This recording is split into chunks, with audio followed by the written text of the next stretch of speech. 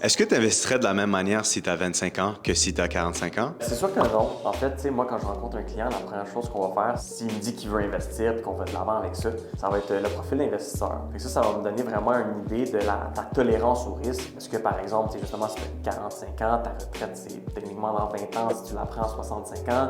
Si tu as 25 ans, tu as encore 40 ans devant toi. Fait que ça se peut que le niveau de risque qu'on va prendre avec les investissements vont être différents. C'est vraiment grâce au profil d'investisseur qu'on va voir ça. Ça pose plusieurs questions.